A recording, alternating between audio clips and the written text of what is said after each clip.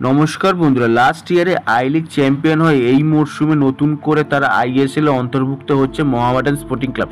সেই Mohammedan sporting club এই ISL খেলার মুখেই অনেক বড় সংকটে রয়েছে, তার কারণ তাদের স্পন্সরশিপ নিয়ে একটা বিশাল বড় একটা সমস্যা দেখা দিয়েছে এবং সেই সমস্যার সমাধান কিছুটা হলেও সুরাহা হয়েছে এই মুহূর্তে যেটুকু আপডেট পাওয়া যাচ্ছে। আইএসএল এর বর্তমান বড় একটা মঞ্চে খেলতে হলে বড় মাপেরই একটা স্পন্সর দরকার মোহামেডান স্পোর্টিং ক্লাবের জন্য, না হলে হয়তো আইএসএল এ খেলা অনেকটাই কঠিন হয়ে পড়বে মোহামেডান স্পোর্টিং ক্লাবের জন্য।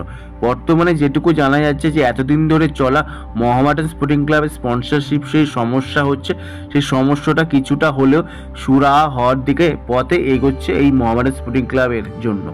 তাদের পুরনো স্পন্সর বাংকার হিল তারা আইএসএল এ খেলার জন্য যে পরিমাণ অর্থের প্রয়োজন হয় সেই পরিমাণ অর্থ মোহামেডান স্পোর্টিং ক্লাবকে দিতে রাজি নয়, যার ফলে মোহামেডান স্পোর্টিং ক্লাবের এই আইএসএল এ খেলার জন্য অনেকটাই সমস্যা বা কঠিন সমস্যার মুখে দাঁড়িয়েছিল মোহামেডান স্পোর্টিং ক্লাব। বর্তমানে যেটুকু জানা যাচ্ছে যে মোহামেডান স্পোর্টিং ক্লাবের কর্মকর্তারা সৌরভ গাঙ্গুলির সঙ্গে একটা কথাবার্তা চালিয়েছে এবং সৌরভ গাঙ্গুলির কথাবার্তায় বা তার সাহায্য নিয়ে সাচি গ্রুপ মোহামেডান স্পোর্টিং ক্লাবকে ইনভেস্ট করার জন্য কিছুটা হলে এগিয়ে এসেছে।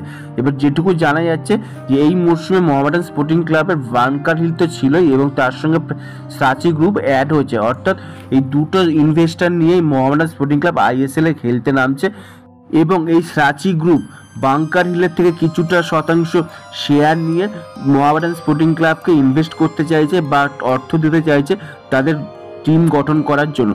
এবার দেখা যাক এই দুটো ইনভেস্টার মিলিয়ে মোহামেডান স্পোর্টিং ক্লাবকে কতটা সাফল্য এনে দিতে পারে।